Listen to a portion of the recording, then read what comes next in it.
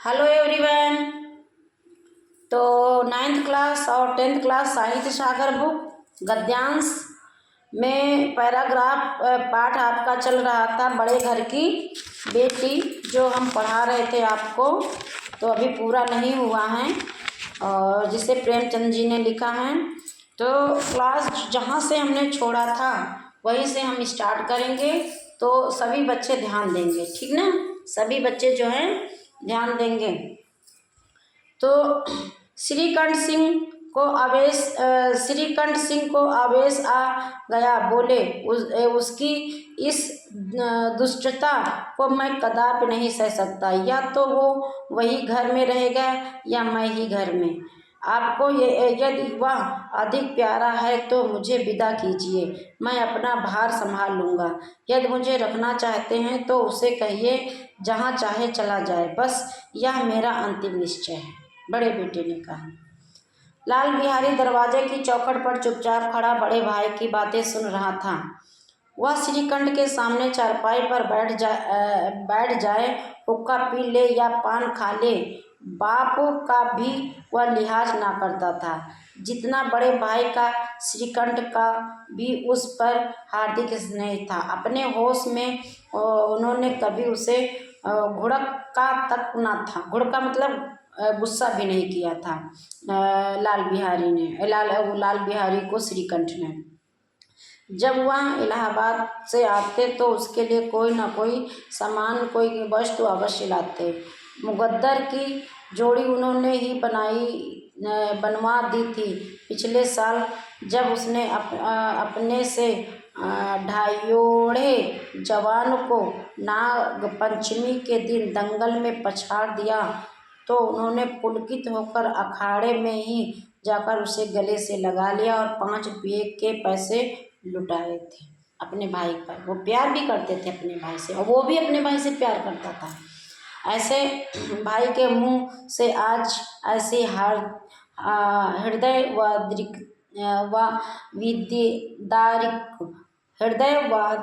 विदारक बात सुनकर लाल बिहारी को बड़ी गलानी हुई। गलान मतलब अपने आप में शर्मिंदा हुआ।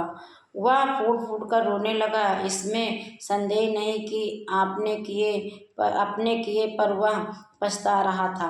भाई के आने के एक दिन पहले से उसकी छाती धड़कती थी कि देखूं भैया क्या कहते हैं, मैं उसके सम्मुख कैसे जाऊंगा, उनसे कैसे बोलूँगा, मेरी आंखें उनके सामने कैसे उठेंगी।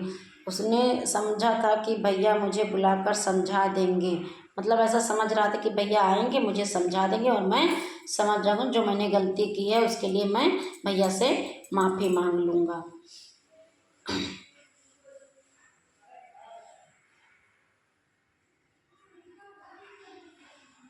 मैं उनके सम्मुख कैसे जाऊंगा, उनसे कैसे बोलूँगा, मेरी आंखें उनके सामने कैसे उठेंगी। उसने समझा था कि भैया मुझे बुलाकर समझा देंगे। इस आशा के विपरीत आज उसने उन्हें कठोरता की मूर्ति बने हुए पाया।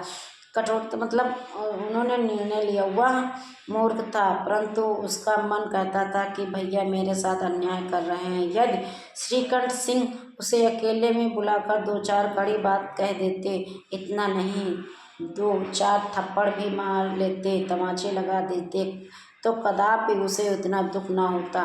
पर भाई का यह कहना कि अब मैं इसकी सूरत नहीं देखना चाहता, लाल बिहारी से सहा न गया। वह रोता हुआ घर आया, कोठरी में जाकर कपड़े पहने, आंखें पोंछी, जिससे कोई यह ना समझे कि वह रो रहा था। इसके उपरांत वह आनंदी के द्वार पर आकर बोला, भाभी भैया ने निश्चय किया है कि मेरे साथ इस घर में न रहेंगे। अब वो मेरा मुंह भी नहीं देखना चाहते, इसलिए मैं जाता हूँ। उन्हें फिर मुंह न दिखाऊंगा। मुझसे जो कुछ अपराध हुआ है उसे क्षमा करना। यह कहते कहते लाल बिहारी का गला भर आया मतलब रोने लगा अपनी भाभी के सामने। उसे अपमान लगा कि मुझे ऐसा नहीं करना चाहिए था। बाप समान भाई की पत्नी को मैंने खड़ाऊ फेंके।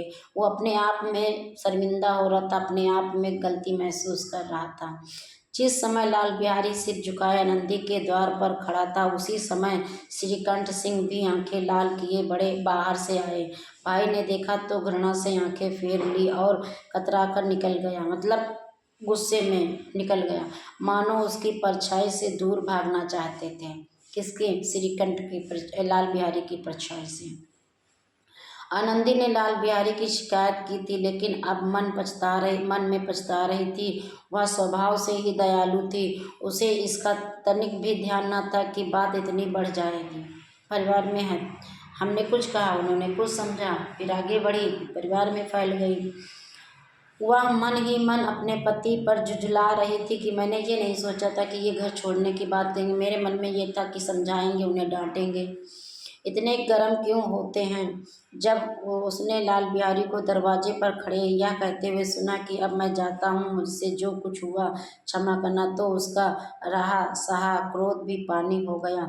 वह रोने लगी। मन का मैल धोने के लिए नयन जल से उपयुक्त और कोई वस्तु नहीं है। वो भी रोने लगी, भाभी भी रोने लगी। श्रीकंठ को देखकर आनंदी ने कहा, लाल बाहर खड़े बहुत रो रहे हैं, तो मैं क्या करूं? अपने अपने अपने अपने पति से कह करके श्रीकंठ से कह रही है कि लाल बिहारी, मतलब लाल बिहारी क्या, लाल लाल कहते थे, और वो जो है बाहर रो रहे हैं। तो श्रीकंठ कहते, मैं क्या करूं? भीतर बुला लो, मेरी जीभ में आग लगे, मैंने कहाँ से झगड़ा उठाया, मैं नहीं बुलाऊंगा। कहने लगी कि उसको अंदर बुला लो, तो श्रीकंठ कहता, मैं उसे अंदर नहीं बुलाऊंगा। वह कहती है कि मेरे जीभ में आग लग जाए, मुझे आपसे नहीं बताना चाहिए था। पछतावोगे, उन्हें बहुत गलानी हो गई है, वो पछता रहे हैं, उन्हें अपनी गलती पर वो बहुत शर्मिंदगी आ रही है। ऐसा ना हो कि वह चल दे। श्रीकंठ सिंह ना उठे। इतने में लाल बिहारी ने फिर कहा, भाभी भैया से मेरा प्रणाम कह दो, वे मेरा मुंह नहीं देखना चाहते, इसलिए मैं अपना मुंह उन्हें न दिखाऊंगा। लाल बिहारी इतना कहकर लौट पड़ा और शीघ्रता से दरवाजे की ओर बढ़ा। अंत में आनंदी कमरे से निकली और उसका हाथ पकड़ लिया। लाल बिहारी ने पीछे मुड़कर देखा और आंखों में आंसू भरकर बोला, मुझे जाने दो, कहाँ जा रहे हो? कह रहा मुझे जाने दो, तो उसकी भाभी कह रही, कहाँ जा रहे हो? जहाँ कोई मेरा मुंह न देखे। मैं तुम लोगों के साथ रहने योग्य नहीं हूँ। गलती पर पछतावा कर रहा है। तुम्हें मेरी सौगंध, अब एक पग भी आगे ना बढ़ाना।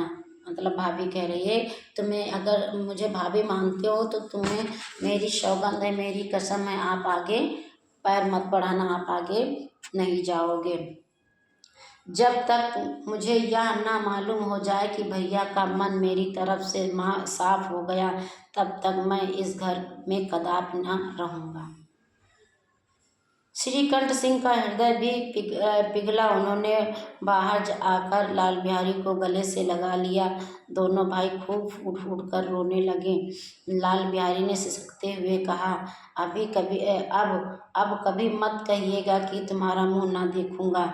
इसके सिवा आप जो दंड देंगे मैं सहर्ष स्वीकार करूंगा, लेकिन जाने की बात मत कहना, और ये भी नहीं कहना कि मैं इनका मुंह नहीं देखूंगा, मैं तुमसे बहुत प्यार करता हूँ। ऐसा श्रीकंठ ने कांपते हुए स्वर में कहा, लल्लू, इन बातों को बिल्कुल भूल जाओ। ईश्वर चाहेगा तो फिर ऐसा अवसर न आएगा। बेनी माधव सिंह बाहर से आ रहे थे। दोनों भाइयों को गले मिलते देखकर आनंदी से पुलकित हो गए और बोल उठे, बड़े घर की बेटियां ऐसी ही होती हैं, बिगड़ता हुआ काम बना लेती हैं। बड़े घर की हो या छोटे घर की हो, अगर जिस गृहिणी को अपना परिवार एक में जोड़कर चलना होता है, वो ऐसे ही कार्य करती है, घर बिगड़ने से बचाती है। कुछ बातें अपने पति से भी नहीं बताती है, कुछ अपने सास ससुर से नहीं बताती, भले वो अंदर ही घुट घुट करके रह जाती है कि परिवार अच्छा रहे, लड़ाई क्लेश घर पे ना हो।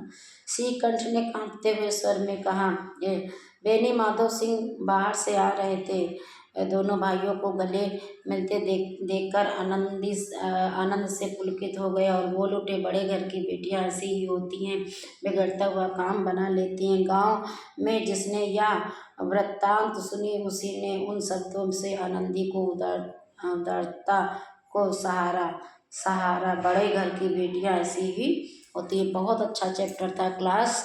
सारे बच्चे बिगड़ते हुए रिश्तों को बनाने की कोशिश करें। हाँ, ये तो होता है, कभी रिश्ते इतने ज़्यादा उतार चढ़ाव ज़िंदगी में आ जाते हैं, समझना मुश्किल हो जाता, फिर भी हमें चाहिए कि अपने हम घर को जोड़ के रखें, अपने घर के सदस्यों को जोड़ कर रखें। Thank you class. मैं आप सबसे उम्मीद यही करती हूँ कि मेरे द्वारा जो भी मैं सब्जेक्ट पढ़ा रही हूँ उस पर आप बेहतरीन से बेहतरीन जो है पढ़ने का प्रयास करें और अच्छे अच्छे नंबर लाएं, ताकि मुझे आप सब पर नाज हो। Thank you.